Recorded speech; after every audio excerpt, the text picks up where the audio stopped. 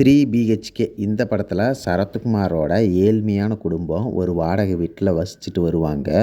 அவங்களுக்குன்னு ஒரு சொந்தமாக வீடு வாங்கணும்னு நினைப்பாங்க. அப்படி சொந்தமாக வீடு வாங்கும் போதெல்லாம் அவங்க குடும்பத்தில் ஒவ்வொரு கஷ்டம் வந்துக்கிட்டே இருக்கும். அந்த கஷ்டத்தையும் தாண்டி வீடு வாங்கினாங்களா இல்லையா அப்படிங்கிறது தான் இந்த படத்தோட கதை. இந்த படத்தில் சரத்குமார், தேவயானி, சித்தார்த், மீதா நடிச்சிருக்கிறாங்க. இந்த படத்தோட கதை இதாங்க. சரத்குமார் ஒரு தனியார் கம்பெனியில் அக்கௌண்டண்ட்டாக வேலை செய்வார். அவருக்கு மாத சம்பளமே 20,000 தாங்க.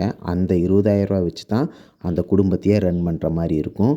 ஒரு நாள் வாடகை வீட்டில் இருக்கும்போது ஹவுஸ் ஓனர் வீட்டில் ஆணி அடிக்காதீங்க, தண்ணியை கம்மியாக யூஸ் பண்ணுங்க அப்படின்னு சரத்குமாரை டார்ச்சர் பண்ணுவாங்க. அதை சித்தார்த்து பார்த்துடுவான்.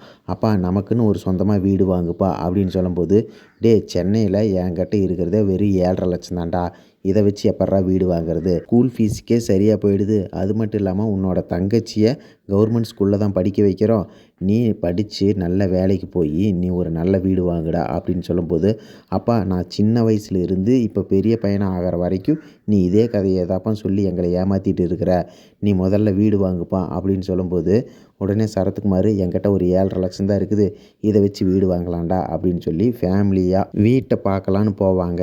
அப்போ புரோக்கர் என்ன சொல்லுவாருன்னா, 7,5 லட்சத்துக்கெல்லாம் வீடு கிடையாது சார், இப்போயெல்லாம் 15 லட்சம் இருந்தால் தான் வீடு வாங்க முடியும், சென்னையோட அவுட்டராக போனால் கூட 7,5 லட்சத்தில் வீடே கிடைக்காது சார் அப்படின்னு சொன்ன உடனே சரத்குமார் அப்படியே மனசுடைஞ்சு வீட்டுக்கு போவான். இதை பார்த்த சரத்குமார் பொண்ணு, அப்பா உங்களால் மாதம் எவ்வளோப்பா சேமித்து வைக்க முடியும் அப்படின்னு கேட்கும்போது சரத்குமார் சொல்லுவாள், என்னால் 10,000 தான்ப்பா சேமிக்க முடியும்னு சொல்லிடுவான். சரி அம்மா நீங்களும் கொஞ்சம் பார்ட் டைமாக ஒர்க் பண்ணுங்கள் அப்படின்னு சொல்லி முறுக்கு விற்பாங்க. அதில் ஒரு 10,000 மாதம் சம்பாதிப்பாங்க. மொத்தம் 20,000 வச்சு, அப்பா நம்ம இப்போ லோன் போடலாம், லோன் போட்டு நம்ம புது வீடு வாங்கிக்கலாம், மாதம் 20,000 அந்த லோன் கட்டிடலாம் அப்படின்ட்டு எல்லாருமே ஹார்ட் ஒர்க் பண்ணி பணத்தை சேமிச்சுக்கிட்டே வருவாங்க. அப்போ ஒரு நாள் திடீர்னு சரத்குமாருக்கு ஹார்ட் அட்டாக் வந்துடும். இத்தனை நாள் கஷ்டப்பட்டு இவங்க சம்பாரித்த பணம் எல்லாம் ஹாஸ்பிட்டல் செலவுக்கே போயிடும். அதனால் மீண்டும் முதல்ல இருந்து சம்பாதிக்க ஆரம்பிப்பாங்க. சரத்குமார் சித்தார்த்தை தான் நம்பியிருப்பான், அவன் நல்லா படித்து வேலைக்கு போவான்னு. ஆனால் அவன் நல்லாவே படிக்க மாட்டான், ஃபெயிலாகி போயிடுவான். தனியார் காலேஜில் படித்தா கேம்பஸ் இன்டர்வியூவில் செலக்ட் ஆகி வேலைக்கு போவான்னு சரத்குமார் சித்தார்த்தை கொண்டு போய் தனியார் காலேஜில் சேர்த்துவான். அதுலேயும் கேம்பஸ் இன்டர்வியூவில் செலக்ட் ஆக மாட்டான். சித்தார்த்துக்கு மெக்கானிக்கல் இன்ஜினியர் படிக்கணும்னு ஆசை. ஆனால் சரத்குமார் ஐடி தான் ஃப்யூச்சரு, அதனால் நீ ஐடி படிடான்னு சொல்லி ஐடியில் சேர்த்து விட்டுருவான். காலேஜ் முடித்து ஒரு வருஷம் ஆகியும் அவனுக்கு வேலை கிடைக்காது. மீண்டும் கஷ்டப்பட்டு ஒரு தனியார் கம்பெனியில் வேலைக்கு கொஞ்சம் சம்பாதிக்க ஆரம்பிச்சிடுவான். அதேமாதிரி சித்தார்த்தோட தங்கச்சியும் ஒரு தனியார் கம்பெனியில் வேலை செஞ்சு சம்பாதிக்க ஆரம்பிச்சிடுவாங்க.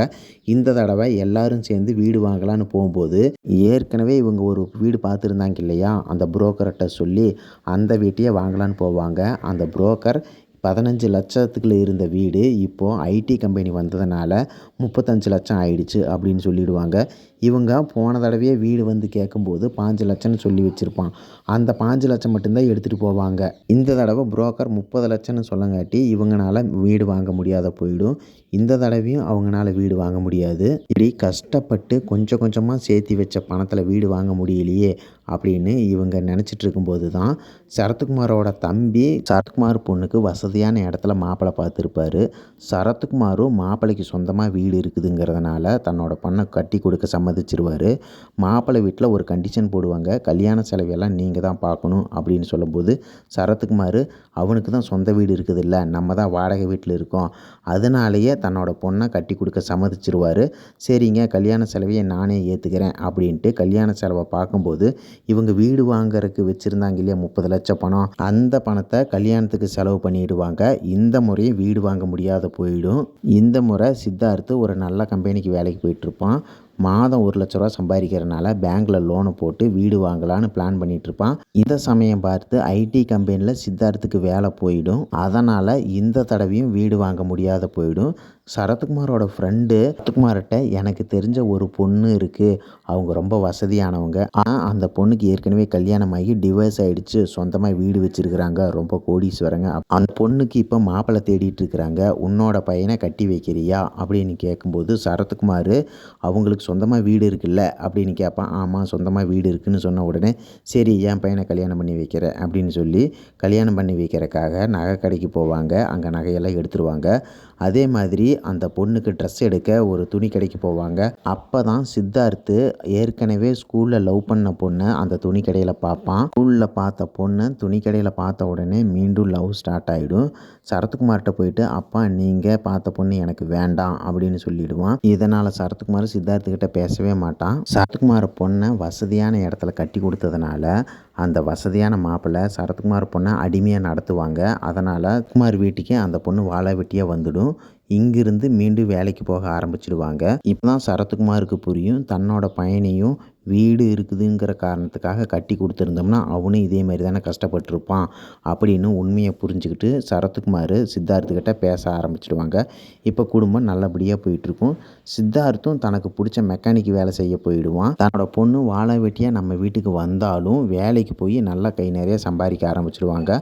இப்போ சித்தார்த்து தங்கச்சியும் சேர்ந்துக்கிட்டு ஒரு சொந்தமாக ஒரு வீடு வாங்கிடுவாங்க. இந்த வீடு சரத்குமாருக்கே தெரியாத வாங்கி வச்சுக்கிட்டு சர்ப்ரைஸாக கொண்டு போய் காட்டுவாங்க.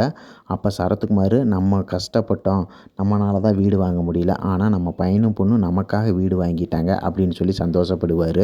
இதாங்க 3 BHK படத்தோட கதை. இந்த படத்திலிருந்து ஒரு ஏழை குடும்பம் ஒரு சொந்த வீடு வாங்குறதுக்காக எவ்வளவு கஷ்டப்படுறாங்க அப்படிங்கிறத ரியலாக காமிச்சிருப்பாங்க. சொந்தமாக வீடு வாங்கணும்னு நினைக்கிற ஒவ்வொருத்தருக்கும் இந்த படம் கனெக்ட் ஆகுங்க. இந்த படத்தை குடும்பத்தோட போய் பார்க்கலாங்க. படம் நல்லா இருக்கு, மிஸ் பண்ணிடாதீங்க, தியேட்டரில் போய் பாருங்க. நன்றி, வணக்கம். இந்த வீடியோ உங்களுக்கு பிடிச்சிருந்ததுன்னா லைக் பண்ணிவிட்டு நம்முடைய சேனலை சப்ஸ்கிரைப் பண்ணிக்கோங்க. நாம் அடுத்த வீடியோவில் சந்திக்கலாம்.